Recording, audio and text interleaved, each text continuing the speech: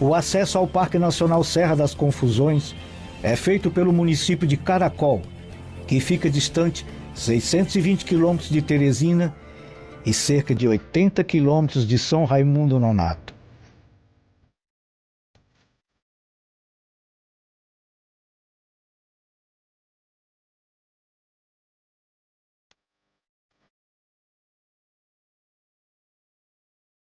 É possível ver boa parte do parque através de locais como esse, conhecido como Mirante, Janela do Sertão.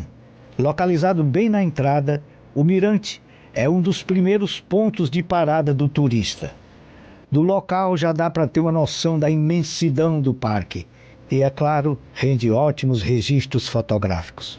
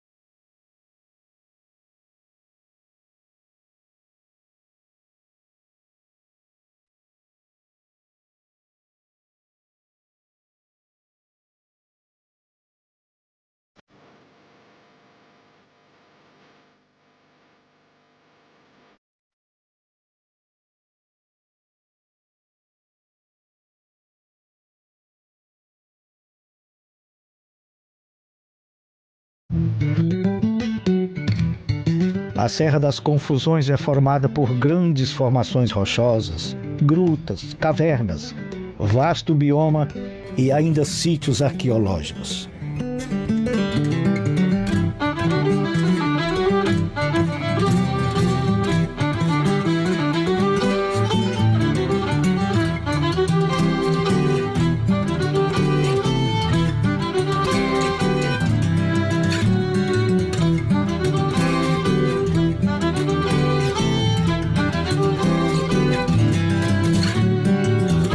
A delicada e ao mesmo tempo exótica paisagem se revela em cada caminho.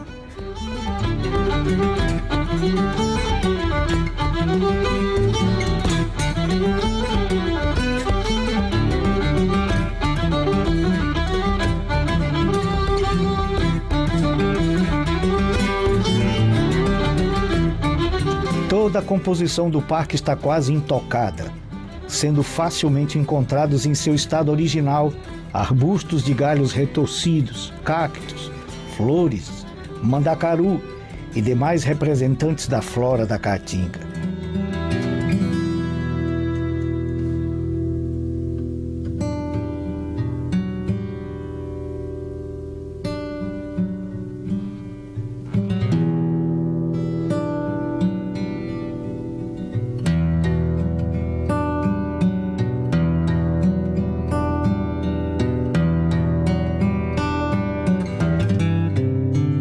Tamanduás bandeira, tatus canastra, onças pintadas e outras inúmeras espécies desses tipos de animais e de aves compõem o rico cenário da fauna das Confusões.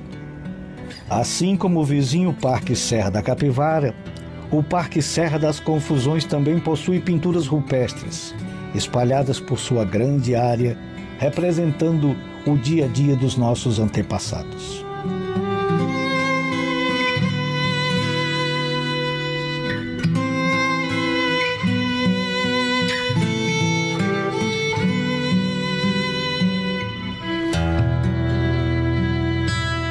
Falta muito que se explorar e catalogar com descobertas que poderão ser de uma riqueza arqueológica e histórica incalculável. Mas o que já se sabe é que na Serra das Confusões já foram descobertos mais de 150 sítios pré-históricos. Neles estão pinturas rupestres e sepulturas humanas de mais de 6.000 anos, e ainda com características diferentes das que vemos na Serra da Capivara. E como se não bastasse tudo isso, há grutas e cavernas que serviram de moradias para muitos povos há milhares de anos. Além disso, imponentes paredões de pedras dão um toque misterioso e mágico ao local. É por isso que o nome Serra das Confusões se deu, porque, dependendo da luminosidade, as serras podem apresentar cores que se alternam entre branco e vermelho, o que causa uma certa confusão.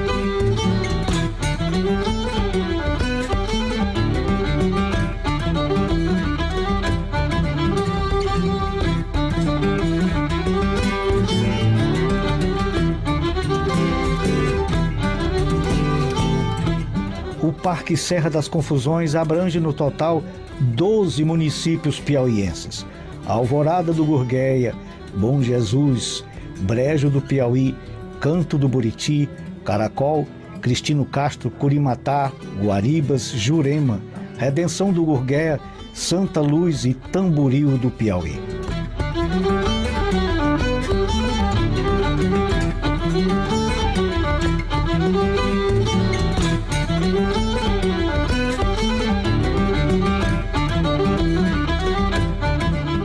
O Mirante Cores da Caatinga é outro local privilegiado do parque, que possibilita ao visitante ter visão de um ponto diferente do local.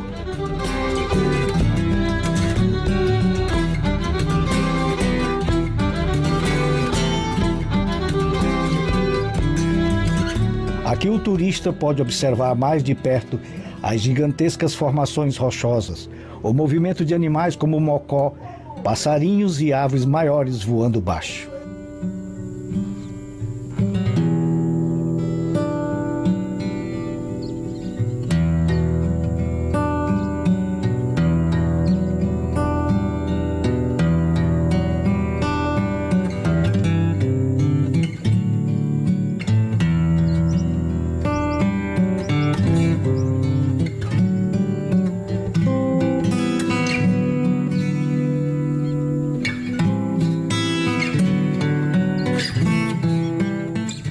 A gruta do Parque Nacional Serra das Confusões é, sem dúvida, o ponto de visitação mais esperado pelo turista. Para acessar a entrada da gruta, o visitante deve estacionar o carro na rua que dá acesso às pedras e seguir entre as enormes rochas, sempre com acompanhamento do guia. É nesse momento que é possível imaginar como os povos antigos se locomoviam pedra abaixo, pedra riba, para ir de uma região a outra em busca de alimento ou com outras finalidades. Coragem e muito esforço físico não podem faltar até encontrar a entrada da gruta. Escadas ajudam o turista a descer de forma facilitada ao interior do local.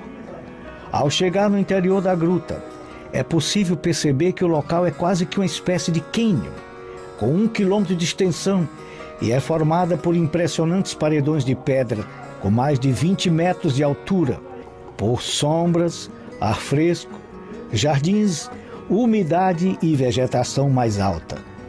A umidade dentro da gruta chama atenção, contrastando com a secura e as altas temperaturas do lado de fora.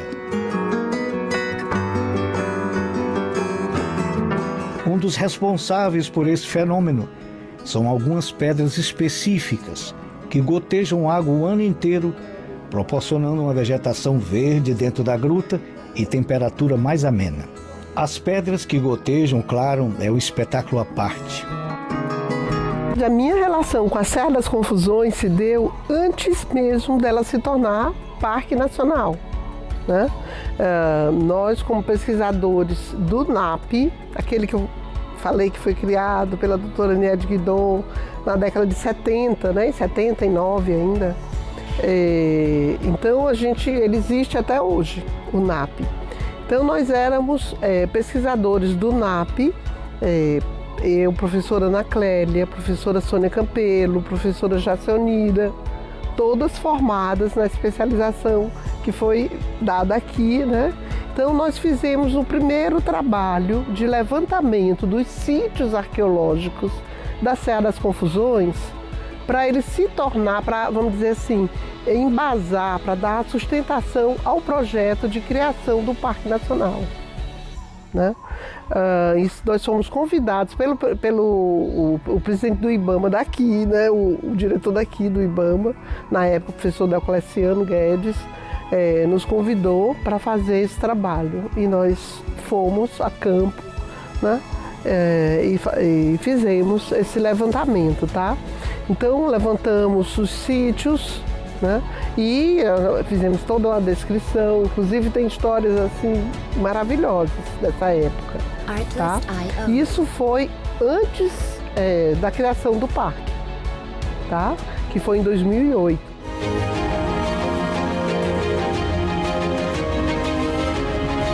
No final da década de 90, tá?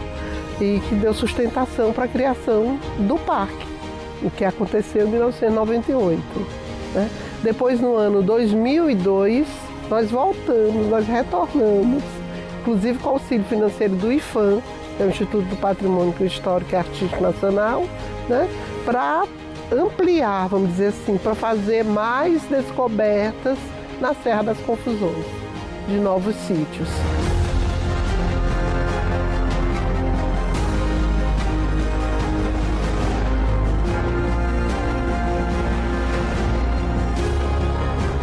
Então, assim, a nossa relação foi assim, inicial. Mas olha, na época não tinha estrada para nada, tudo era a pé. Só para você ter uma ideia, a gente tinha que dormir no meio da estrada do mato para poder conseguir acessar outras estradas que nos levariam a locais com pinturas rupestres.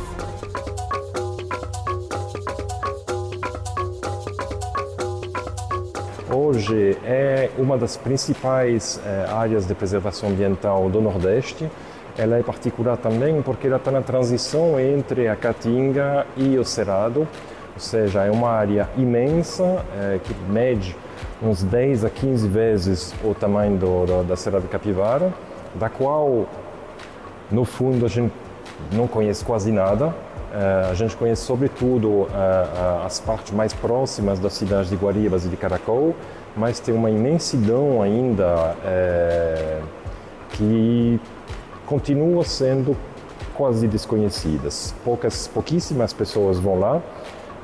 Na verdade, as pessoas que conhecem melhor são os bombeiros voluntários do ICMBio, que cada ano tem que adentrar dentro da área do parque para apagar os incêndios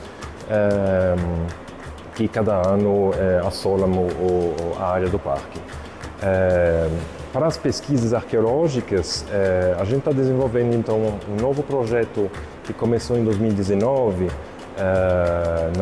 na área do parque, e a gente está mais ou menos seguindo as primeiras pesquisas que começaram já na época da fundação do parque, na verdade antes da fundação do parque, para estabelecer um diagnóstico dessa área. São pesquisadores aqui da UFPI, a professora Conceição, a professora Ana Clélia, a professora Jacionira, que fizeram os primeiros diagnósticos arqueológicos dessa área, que fizeram os primeiros cadastros dos sítios arqueológicos lá, para sustentar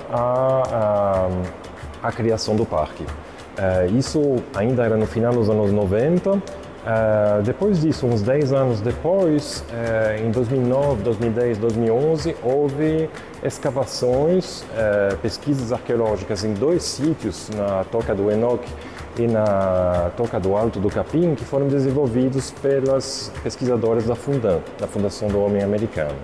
Nesses 2 sítios, encontraram uma quantidade enorme de material nessas 2 escavações, que mostraram que aquilo que a gente via apenas como sítios de arte rupestre porque aquilo que era mais aparente, né, diretamente gravados ou pintados nas paredes, são também sítios funerários, ou seja, são também sítios onde as populações que viviam nessa região decidiram enterrar seus mortos. A gente sabe que ao redor do planeta as populações não enterram seus mortos em lugares quaisquer, que seja na África, que seja na Ásia, seja em qualquer lugar. Há sempre uma escolha bem carinhosa e complexa para decidir onde colocar as pessoas quando falecem. Então, a gente já sabia que na Serra das Confusões, pelas pinturas, havia esse tipo de local importante. Com a descoberta, quando se encontram enterramentos, essa importância se torna ainda mais importante. A gente vê que tem, não apenas para as pinturas, mas também para toda a dinâmica social de uma população, esses abrigos, esse pé dos paredões na Serra das Confusões são locais de extrema importância. Depois dessas primeiras escavações, houve um período sem pesquisas realizadas na Serra das Confusões, durante mais ou menos uns 8, 9 anos, até que a gente conseguiu retomar os trabalhos lá com um terceiro sítio, que é a Toca do Olho da Água das Andorinhas, e que até então também era apenas um sítio de arte rupestre, até o momento em que a gente começou as escavações, e lá novamente, surpresa ou não, de novo enterramentos. Ou seja, a gente vê que foram escavados 3 sítios apenas, e todos os 3 são locais em que as populações escolheram, são locais que as populações escolheram para enterrar seus falecidos.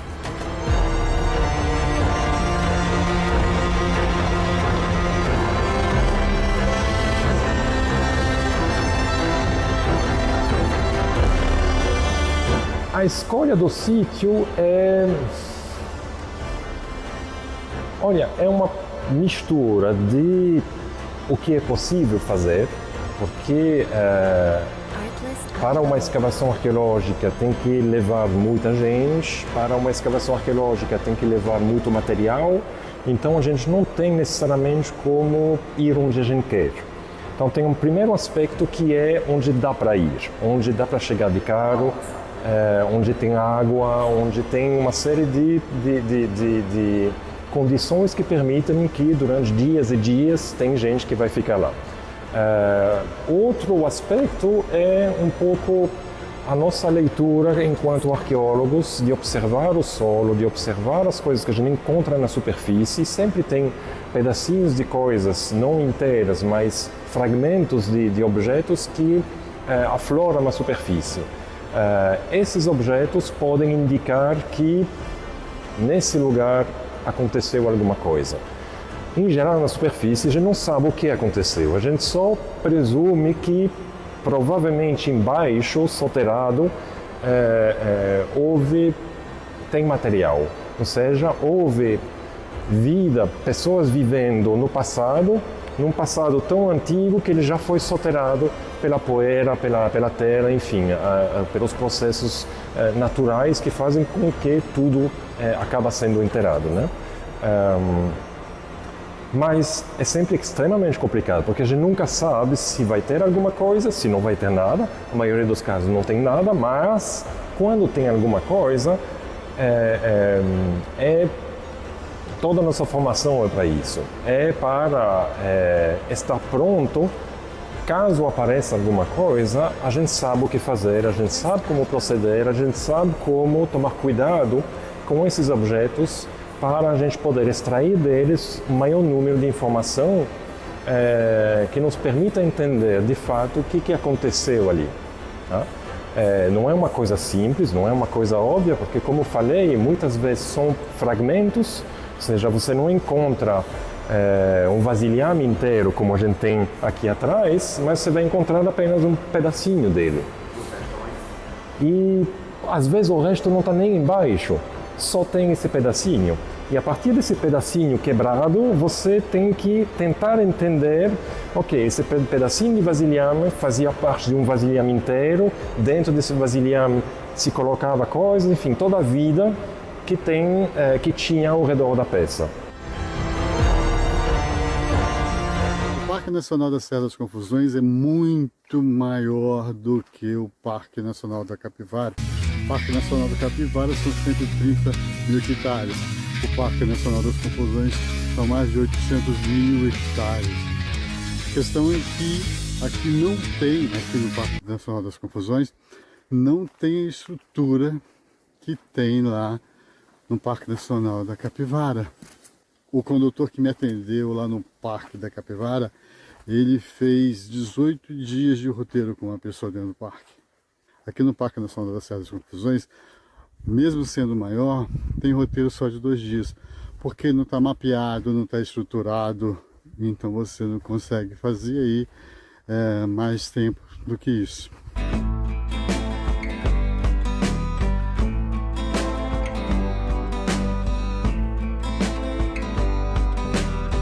Aqui, ó, o pessoal que usa aí a canela de véia, ó, aqui tá a árvore aqui, ó, e aqui, ó, cangalheiro, a árvore aí usada para poder fazer a cangalha do jegue, olha só.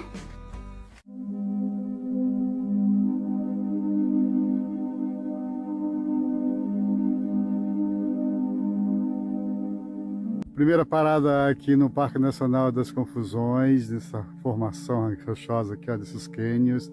Aqui também acontece a Revoada das Andorinhas, a mesma que a gente viu lá na Serra Vermelha. Mas é impressionante essa formação, viu?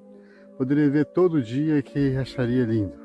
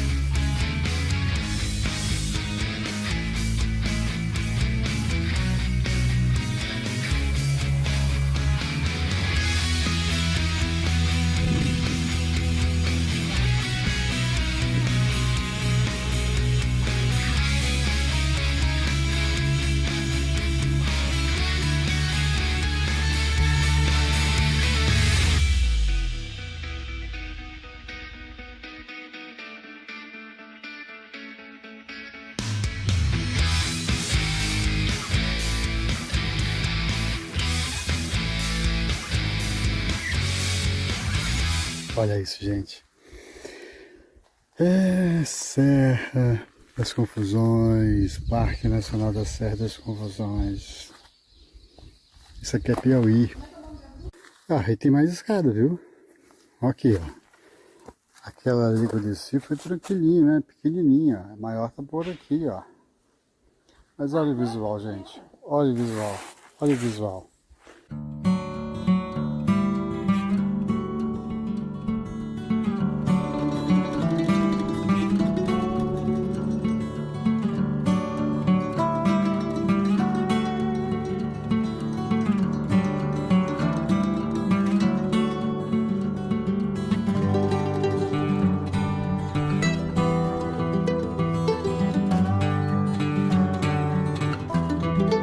Gente, a gente desce essa escada para poder chegar aqui na Gruta do Riacho do Boi.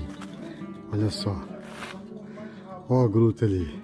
Por que riacho? Porque aqui é leito de um rio. Quando chove, isso aqui corre um rio. Então, hoje, não, claro, vocês podem ver aí, não tem água nenhuma, mas corre um rio aqui. E boi, porque caiu um boi aqui. Despencou um boi aqui. E aí então tiveram que vir aqui pegar o boi. E aí então descobriram esse lugar. Então só temos esse lugar hoje por causa do boi.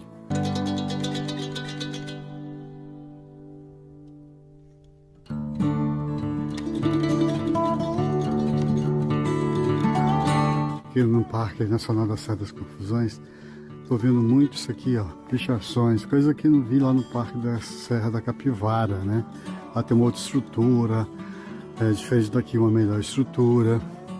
Uma das funções do guia nesses parques é preservar aqui o patrimônio natural, né? E só que, como eu falei, a estrutura lá é outra, lá tem um controle.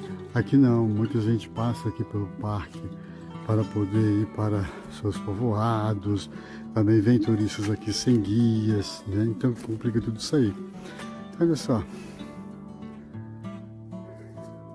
Se lá nós temos pinturas rupestres, aqui nós temos pinturas burrestres, pinturas do homem primitivo de hoje em dia. O cara pegou uma tinta e escreveu na parede: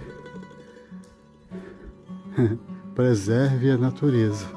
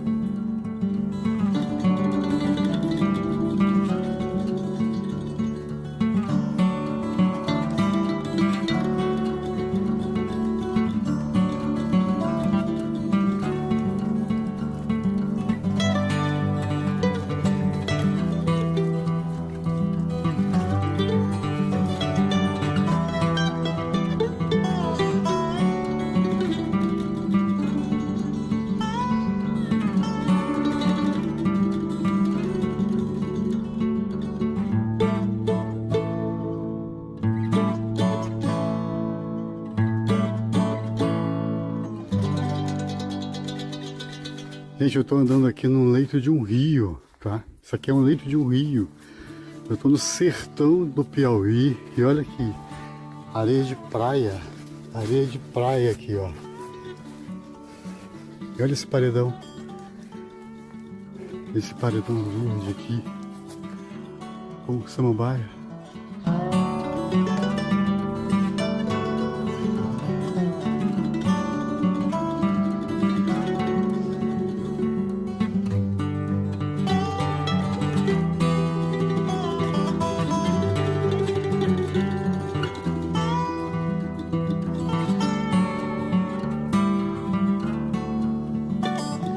E agora chegamos aqui numa caverna aqui, mais fechada, mais escura ainda, onde foi encontrado o maior morcego da América Latina.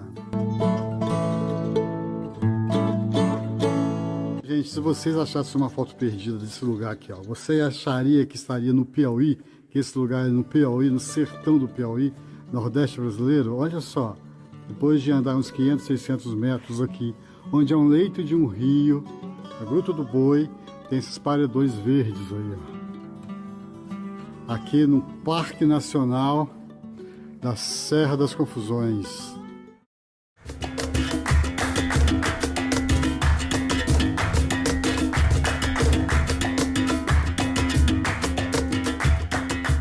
A gente está escavando a Toca do Olho d'Água das Andorinhas há 2 anos já, ou seja, tem 2 campanhas de escavações que foram realizadas lá, cada uma com uma diversidade enorme de material. A gente não encontrou apenas um tipo de objetos, um tipo de artefato. Isso complica toda a logística, toda a organização, toda a pesquisa também, porque a forma com a qual se estuda um esqueleto humano, por exemplo, é completamente diferente da forma com a qual se estuda uma ferramenta lítica. Na ferramenta lítica, a gente busca entender a forma com a qual ela foi produzida, ela foi feita, de forma bem artesanal, né? Na época era batendo na pedra para obter, por exemplo, uma ponta, por exemplo, um gume para cortar, por exemplo, alguma função. E a gente tenta estudar a forma com a qual isso foi feito. Já quando se estuda um esqueleto humano, remanescentes humanos, a gente tenta entender quem era essa pessoa, qual era o tamanho dela, qual era o sexo biológico dela, se havia, por exemplo, alguns elementos anatômicos que podem indicar, por exemplo, se essa pessoa caminhava muito, fazia trabalhos manuais, etc, etc, etc. São formas de estudar o material arqueológico completamente diferentes uma da outra. E por isso que esse material que a gente encontra nas escavações, a gente traz ele para cá, aqui na universidade, em que a gente vai poder fazer esses estudos direcionados para cada tipo de material. O nosso propósito, além de poder ter um pouco desse material aqui no museu, é, em tempo, poder levar ele de volta para o município de Guaribas ou o município de Caracol, para que ele forme lá, se possível, um pequeno museu local para as visitações, para os turistas, sobretudo para a própria comunidade local desses 2 municípios, para que eles possam entender, prioritariamente, o que acontecia na terra que eles moram até hoje. De interessante, de curioso e de interessante que a gente encontrou no sítio, são uma série de objetos feitos de algodão. A gente tem pouquíssimos registros aqui no Brasil, ainda menos no Nordeste, de materiais feitos de algodão. A gente encontrou aqui cordas, principalmente cordas, mas com vários tipos de trançados, não todos de algodão, alguns de outros materiais, de algumas outras fibras também, que indicam que havia uma produção de tecelagem para a formação de corda e de todos os derivados a partir de fios trançados dessas plantas fibrosas como o algodão. É algo que a gente ainda está estudando, mas que a gente já observa que é um elemento que merece mais atenção, justamente por uma série de outros registros históricos que nos mostram que as populações indígenas, no período do contato com os europeus, tinham conhecimento do algodão. Ou seja, quando os portugueses, os franceses, os holandeses chegam aqui, eles encontram populações indígenas que usavam algodão. Ou seja, a gente vê que tem uma continuidade e um saber fazer, um conhecimento técnico, tecnológico e científico sobre o manejo do algodão, o uso das suas flores e o uso das flores de algodão para trançados, para uma produção de redes, adornos, vestuários, etc. Tudo que dá para fazer ainda hoje com algodão, né? É um elemento que a gente está ainda pesquisando O principal resultado que a gente está esperando ainda é o resultado da datação. A gente enviou material para a França, no laboratório de Gif-sur-Yvette, para poder obter a data, pelo menos uma ideia um pouco mais precisa de quando esses contextos ocorreram, de quando esse material mais ou menos remonta. A gente não tem ainda nenhuma ideia e a gente tenta evitar chutar, né? De chutar uma data que pareça antiga, que pareça recente. O que a gente pode dizer é que nenhum elemento que a gente tenha encontrado no sítio indica que a gente está num período colonial ou pós-colonial. Ou seja, a gente não encontra metal, a gente não encontra vidro, a gente não encontra plástico, ainda bem. A gente não tem nenhum desses materiais que a gente sabe que as populações indígenas não usavam. E a gente parte da ideia que, provavelmente, se a gente estivesse nesse período, pelo menos um objeto, provavelmente a gente teria. Sendo que a gente não encontrou nada, uma das possibilidades é que, por algum acaso, desapareceram, mas o mais provável é que a gente está num período em que não havia disponibilidade desses objetos, ou seja, a gente está num período antes da colonização. De quanto antes, é o que a gente está esperando.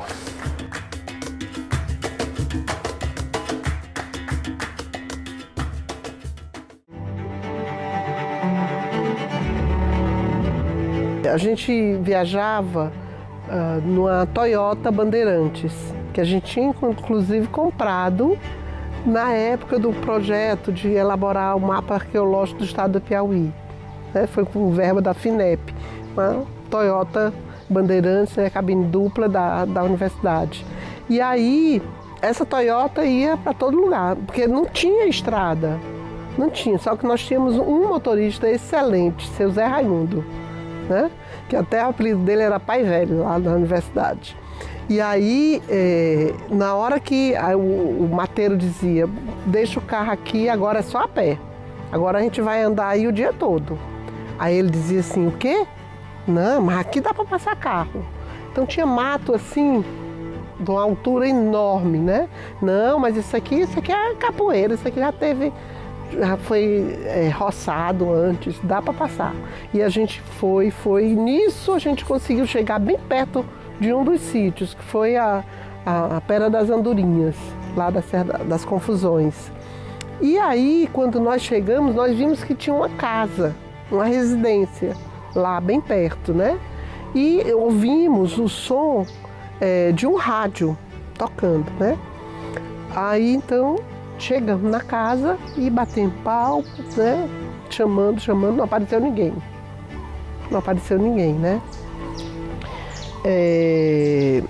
Mas fizemos nosso trabalho, a gente viu onde estavam lá as pinturas e gravuras, né? E documentamos tudo, né? Fotografamos, tiramos pontos, GPS e tudo mais. E aí retornamos. Passados 2 anos, a gente voltou lá. E aí nós encontramos o dono da casa.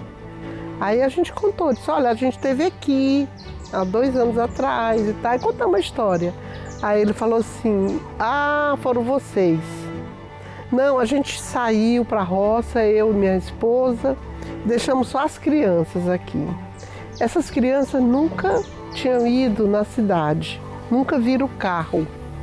E aí eles se assustaram com o barulho do carro, achando que fosse o mundo que estivesse acabando. E aí saíram correndo e foram encontrar com a gente lá na roça. Mãe, pai, o mundo está acabando, né? E aí foram assustados, né? E nós ficamos impressionados, porque naquela época, né, década de 90, ainda tem locais assim tão distantes, né, da civilização.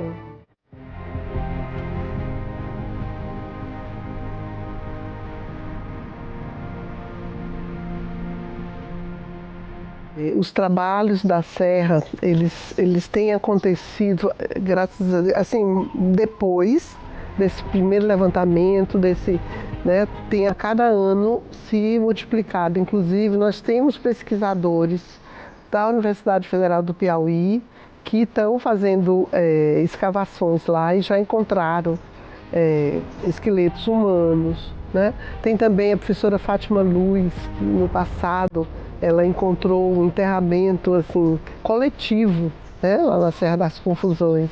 Então é de uma riqueza de informações também o parque, porque tem uma diferença entre Serra da Capivara e Serra das Confusões.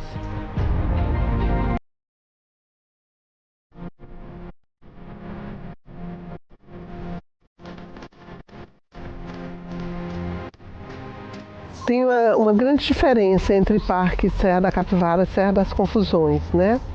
É que na Serra da Capivara, na época da estiagem, não tem água, não tem olho d'água.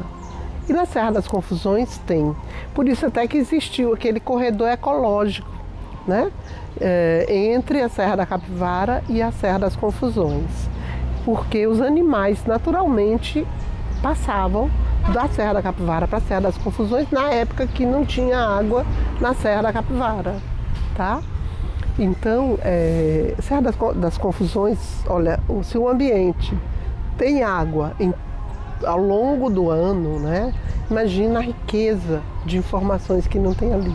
Esse corredor ecológico também é riquíssimo e é cheio de informações. E tem mais algo que eu gostaria de falar para vocês, de riqueza do Piauí. Eu acho que o professor Juan Cisneros, paleontólogo, ele é capaz de dar mais informações, né? É que ali, bem próximo a toda essa região dos dois parques, né? Próximo ao corredor ecológico, tem uma área com indícios da formação de calotas de gelo da época das glaciações. E isso está correndo risco de desaparecer com a chegada, vamos dizer assim, dessas frentes aí de agricultura, tá? Se passa um trator ali, acaba. E nós perdemos essa riqueza que a gente tem de informação. Imagina um testemunho das calotas, vamos dizer assim, das geleiras da época das glaciações. Nós temos aqui também no Piauí. O Piauí é riquíssimo como um todo. Belezas naturais, né? Nós temos assim de norte a sul. Olha também o Cânion do Poti, que coisa maravilhosa, o delta do Parnaíba. É muita riqueza, é muita beleza. E também os grupos humanos que habitaram essas regiões todas no passado fizeram coisas maravilhosas e belíssimas. E que estão aqui e que a gente precisa preservar e usar de uma forma não predatória, né? Pois é isso, e muito obrigada e bom dia ou boa noite, né? Ou boa tarde para todos os ouvintes da Meio Norte.